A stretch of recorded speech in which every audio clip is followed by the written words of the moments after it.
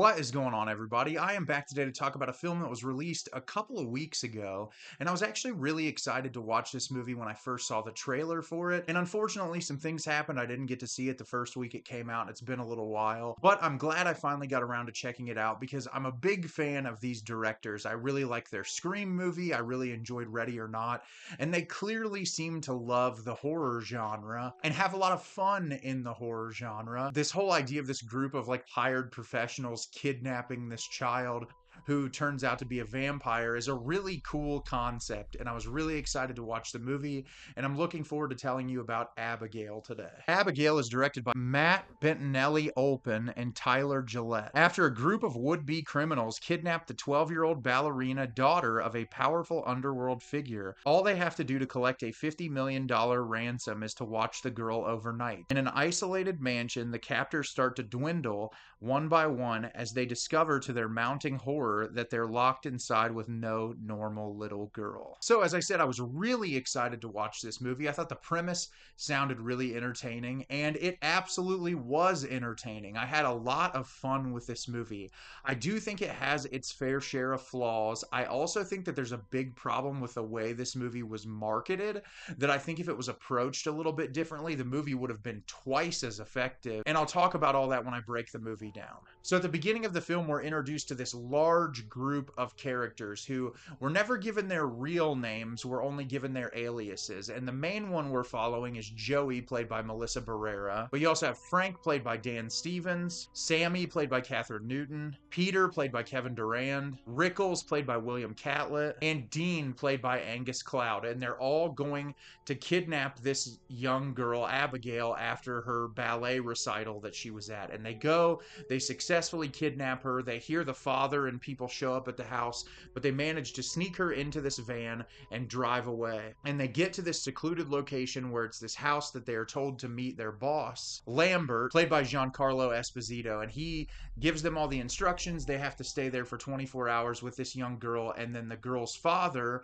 will give them a large sum of money. And so Joey, Melissa Barrera's character, is the one in charge of talking to her and going in and out of the room with her face covered to make sure that she's okay. And they start to have some conversations. The little girl is seemingly horrified. She doesn't know what's going on. And we learn a little bit about each character through the dialogue. Well, after some time and they're in there for a while, one of the characters gets killed off, and they're worried that someone else is in the house until we eventually find out, as you see in the trailer, that Abigail is a vampire. And so the entire film is this group of people trying to survive the night locked in this house with a vampire. So as I said, I thought this movie was an absolute blast. For starters, I thought the cast was really great. I enjoyed everyone in this role. Dan Stevens was hilarious with his New York accent and just really being kind of pissed off the entire movie.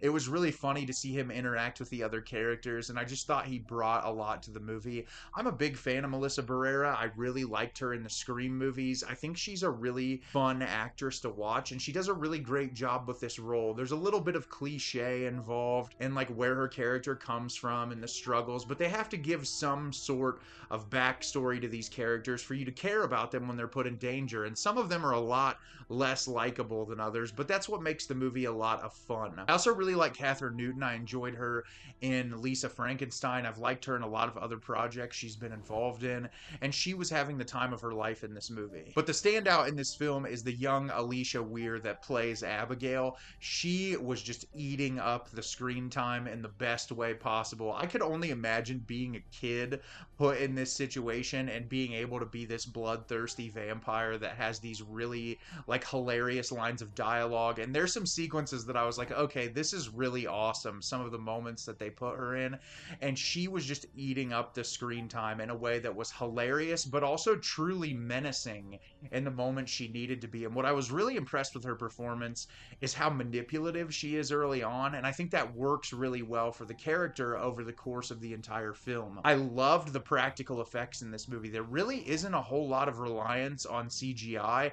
It seems like these guys really appreciate utilizing practical effects, and that's happened through majority of their work. There's obviously some sequences that it's really hard to pull things off completely practically, but the movie looks really good and the violence feels realistic, and they do go really overboard with the blood in moments, but it just kind of adds to the camp and the fun tone that the movie is going for.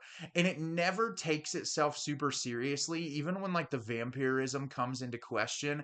The way they kind of poke fun at vampire movies over the years was just really awesome. I like that it's like they were creating their own lore and doing something different than we've seen in vampire movies before. And I think when you're approaching a genre that's been done 100,000 times, you have to try to add your own spin into it. And I think these directors really do a nice job at just that. Really like this setting of this old, like really decrepit house, and the way each room kind of has a life of its own, and how when new areas of the house are explored, it gives it a lot more personality. And so it was really easy to stay invested in the movie. And it was just an overall enjoyable experience. As I said in the beginning of the review, if I have problems with this movie, the first one is the marketing. I don't think it ever should have been revealed in the marketing that Abigail was a vampire. I think they should have just done like a campaign of like, who is Abigail? Like, and show the kidnapping and show like the suspense and cutting of like some of the more violent moments with her off screen,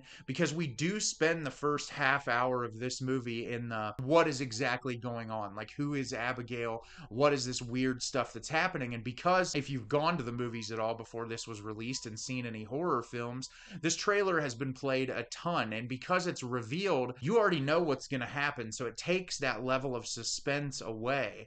And I think if the general audiences would have had no idea that this was a vampire, the shock and the excitement of going into the theater would have been so much more fun. And I think a big problem with Hollywood is they treat their general audiences like they're idiots, and that they're worried that if there's a level of mystery or intrigue surrounding a film and not a whole lot is revealed, that people won't want to go watch it. But I look recently at the film Barbarian, where if you watch those trailers, there is little to nothing revealed about that movie, and that made the experience of watching that film so much more fun because you were just along for the ride. And I think about how, as much fun as I had watching this movie, I would have had a lot more fun if I wouldn't have known any of that information. And that was my biggest gripe, is that I feel like that could have made the movie more impactful. Some of the humor early on feels a little bit forced, and building the character dynamics, which you're bringing a bunch of people in that don't know each other, so there's gonna be that awkwardness, but a lot of the dialogue feels forced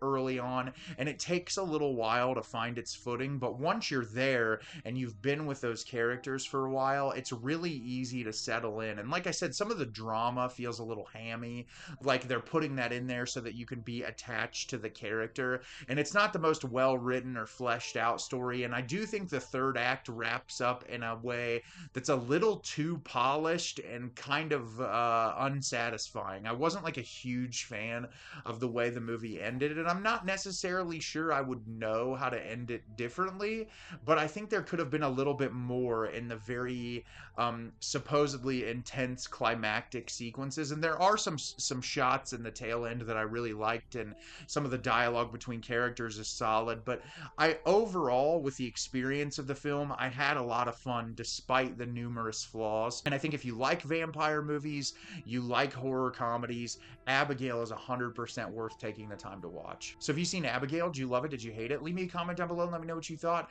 I thought this movie was a ton of fun. I had a blast. Despite the flaws of the movie, I thought it was a really entertaining experience, and I'll watch whatever these guys make in the future. As always, if you can like the video and subscribe to the channel, helps me out a lot and lets me know the type of content you're looking for. I'm always putting out new material and look forward to getting more out for you in the near future. And as always, everyone, thank you so much for watching, and have a great rest of your day.